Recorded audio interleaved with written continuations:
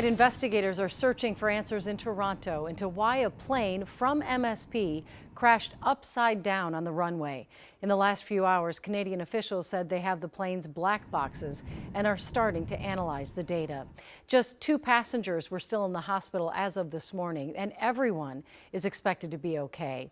Now, stories from those on board are starting to come out. We begin tonight with AJ Legault live in Toronto, who heard from one of those passengers today. AJ? Julie, by now most of you have seen that fireball landing and flip over for Flight 4819.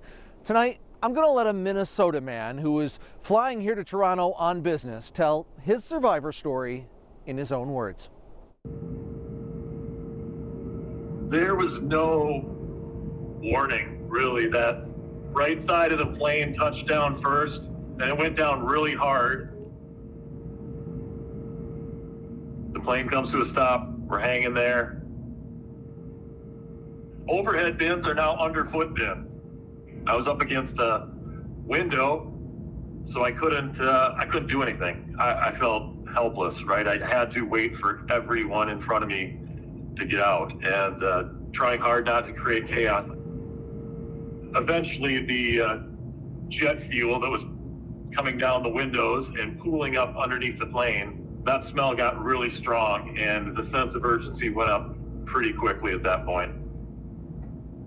I sent a couple texts. They were very simple. They said, "Plane crashed, please pray." I sent that to my parents. I sent that to my wife and kids. I've got 8 kids. My dad said from getting that text until 15 minutes later, when I sent him a picture away from the airplane, were maybe the longest 15 minutes of his life.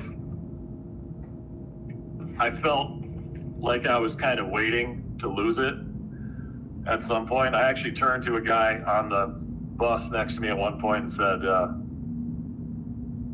"I'm taking a lot of deep breaths here.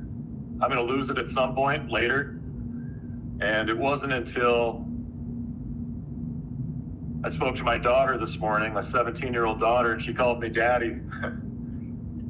And that's when I lost it.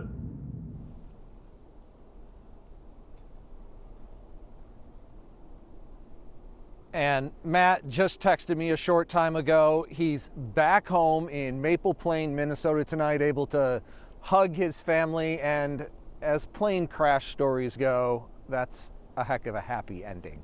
In Toronto tonight, AJ Legault, KARE 11 News. So powerful, AJ, to hear it in his own words, and we're so grateful he is back home with his family tonight. Thanks so much.